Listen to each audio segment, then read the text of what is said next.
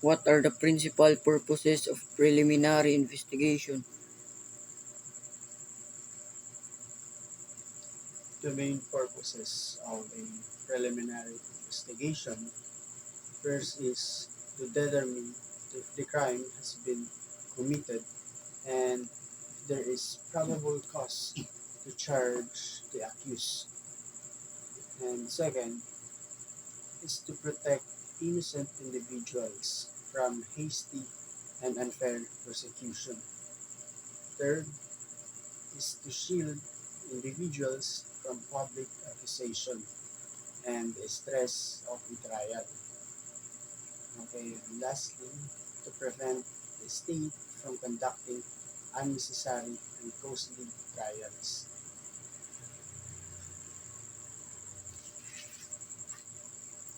What is the prosecution as a pillar of the criminal justice system? The prosecution as a pillar of the criminal justice system involves initiating and conducting legal proceedings to determine the guilt or innocence of someone charged with a crime. And it also refers to the government acting as the party of bringing the case. Essentially, it is the process by which formal charges are brought against an accused person.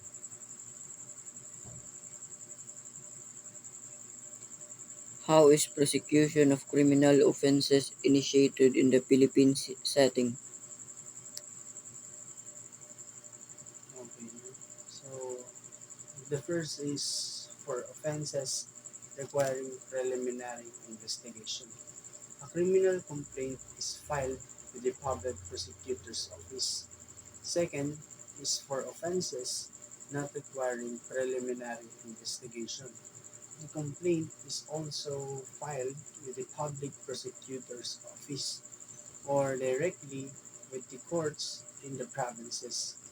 And third, private crimes require the consent or initiation of the complaint by the offended party or authorized individuals.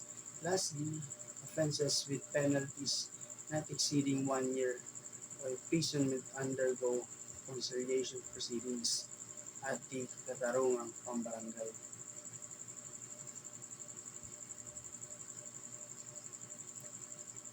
Is preliminary investigation a constitutional right? No, a preliminary investigation is not a constitutional right. It is simply a statutory right.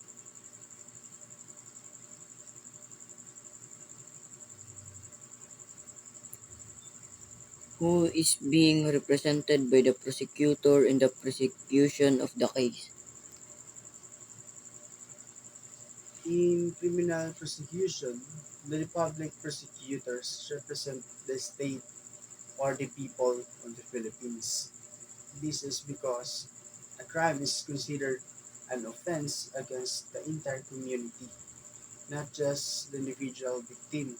The victim serves only as a witness, while the crime's vindication is only half of the people of the Philippines.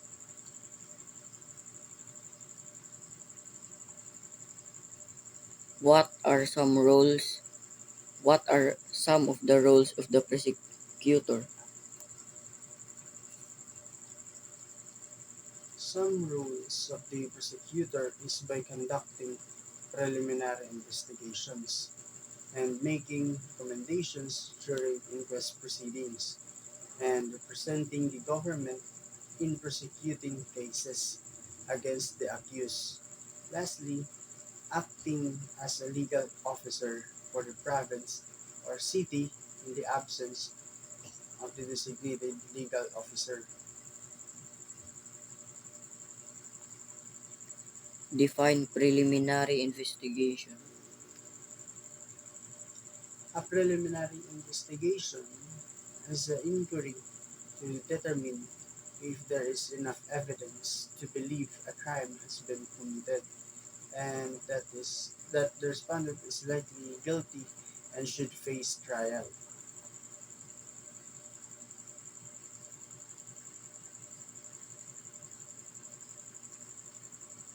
What is the overall effect of preliminary investigation in the administration of CJS?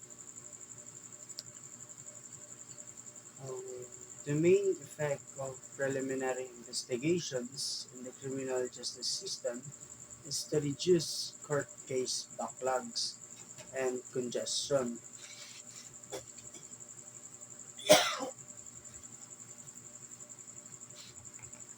In general, what are the purposes of the preliminary investigation?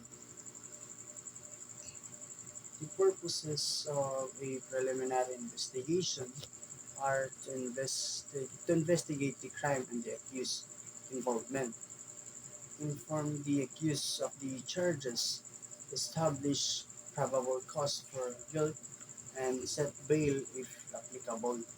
Additionally, it helps preserve evidence and keep witnesses accessible.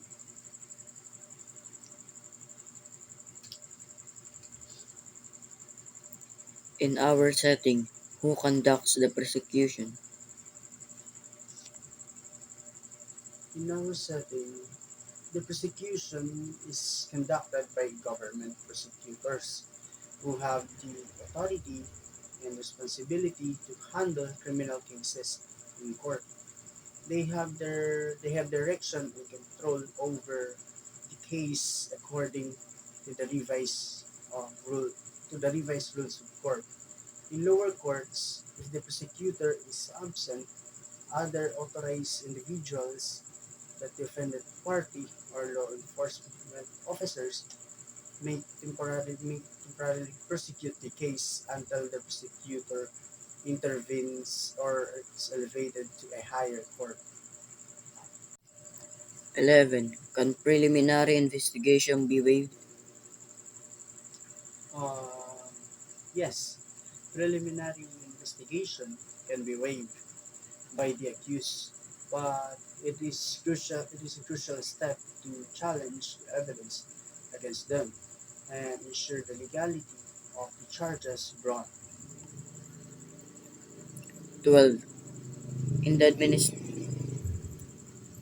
12. In the administration of criminal justice system, what is the role of the prosecutor?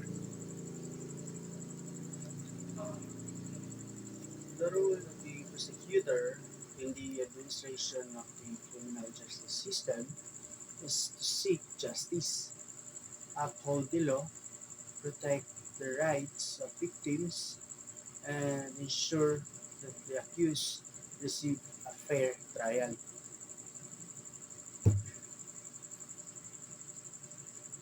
13. Is preliminary investigation a matter of right? Um, Preliminary investigation is a matter of right only if the crime is punishable by at least 4 years, 2 months, and 1 day, regardless of the fine amount. 14. What are some of the discretion of prosecutor? The prosecutors have the discretion to decide whether to file a case in court, determine what charges to file, choose whether to prosecute the arrested party, decide whether to enter into a plea bargaining. 15. When is it necessary to conduct a preliminary investigation? A preliminary investigation is necessary to be conducted before filing of the information for offenses with penalties of at least 4 years, 2 months, and 1 day, regardless of the fine. 16. Is there an instance where preliminary investigation is not required to be conducted even if the crime is one that requires preliminary investigation?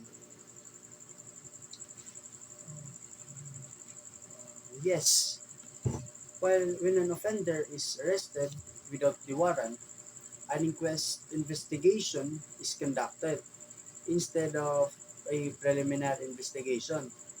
A preliminary investigation is only done if the arrested person requests it and signs a waiver under Article 125 of the revised penal code. 17. Who decides when bail should be granted? The decision to grant discretionary bail is solely the court's prerogative based on the evidence, the offense's gravity, and the risk of the accused committing another crime or fleeing. 18. What is the most prosecutorial discretion? In our system, the prosecutor has, has broad discretion, especially in deciding whether to file a case or in court or then the prosecutor may often to prosecute or later ask the court to drop charges. If prosecuting, the prosecutor must choose appropriate charges based on the offense's severity and the accused's role in the crime. 19.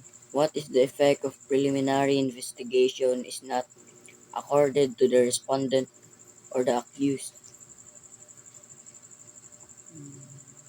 If preliminary investigation is not accorded to the respondent or the accused, it may lead to the violation of due process right, potential wrongful prosecutions, and the risk of unjust convictions. 20. Who are the persons authorized to conduct preliminary investigation? Authorized officers to conduct preliminary investigations are provincial or city prosecutors and their assistants, national and regional state prosecutors, and other legally authorized officers. 21. When is bail a matter of right? When is bail discretionary? Um, Bail is a matter of right when the offense is not punishable by death, reclusion perpetua, or life imprisonment, while bail becomes discretionary for offenses where the penalty is imprisonment exceeding 6 years. 22. Enumerate some of the reasons for prosecutorial rejection or dismissal of some criminal cases. Uh, Reasons for prosecutorial rejections or dismissal of criminal cases may include insufficient evidence, lack of probable cause, violations of right during investigation, witness credibility issues, or conflicts with legal procedures. 23. Give an example of other officers authorized by law to conduct preliminary investigation. The Ombudsman, special prosecutors, and authorized public prosecutors for cases under its jurisdiction. Example, anti-graft and bribery. COMELEC for election violations and private lawyers deputized by the above above above authorities. 24. Define probable cause in the conduct of preliminary investigation as distinguished from probable cause in the issuance of the warrant of arrest. Probable cause.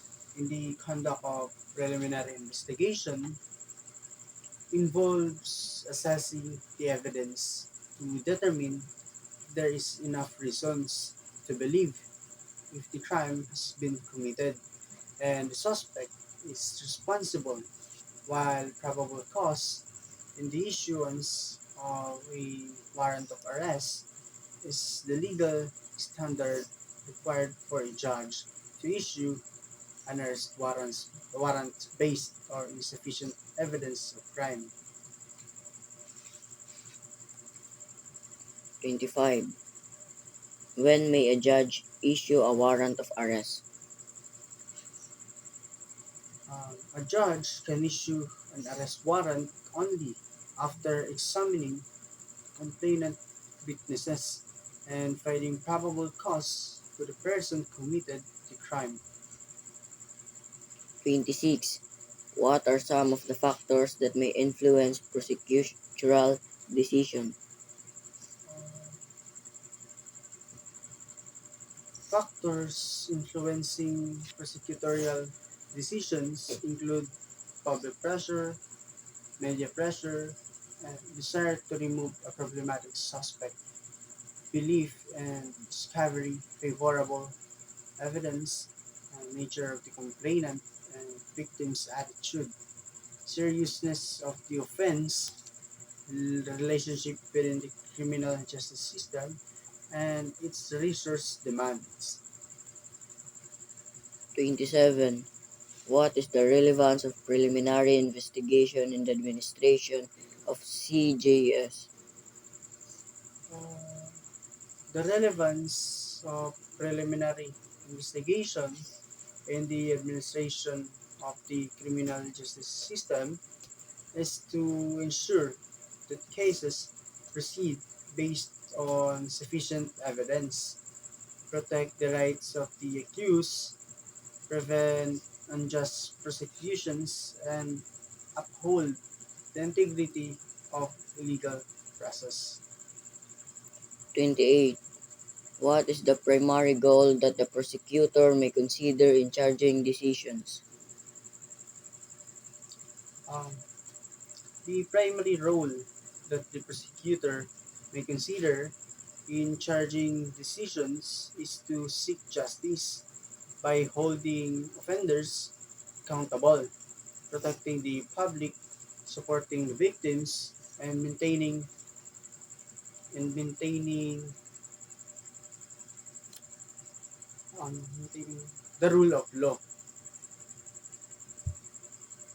29. Does the prosecutor have a greater discretion than the police? Why? Um, the prosecutor generally has greater discretion than the police in deciding whether to file charges, negotiate the deals, or dismiss cases on legal standards, evidence, and public interest. 30. What would be the effect of the above discretion of the prosecutor over the police performance of their duty? Okay. Um, the discretion of prosecutor over the police performance of their duty can impact the outcome cases, the fairness of legal proceedings, and the overall effectiveness of law enforcement in upholding justice. 31. What are the remedies available should the prosecutor, without just cause, decline to prosecute a crime? Um, Remedies available if the prosecutor declines to prosecute a crime without just cause to include seeking review by supervisory authorities, filing a complaint with legal oversight bodies, or pursuing legal actions to compel prosecutions. 32. What is bail? Okay. Bail is the security provided by a person or order or bondsman to ensure their appearance in court as required. 33. Where should the bail be posted? Uh, Wait. Bail should be posted at the court where the case is filed or the designated location specified by the court to ensure compliance with legal procedures and facilitates the processing of bail requirements. 34. May the bail be filed 34. May the bail be filed in a court other than the court where the case is filed. Okay. Bail may be filed in a court other than the court where the case is filed if the issuing court allows or such arrangements, or if the bail is posted at the designated location as specified by the court. 35. What is the purpose of bail? Okay. The purpose of bail is to secure the temporary release of an accused individual pending trial and ensuring their appearance in court, protecting public safety and upholding the presumption of innocence. 36. What are the kinds of bail? Um, Property, cash, corporate surety, and recognizance.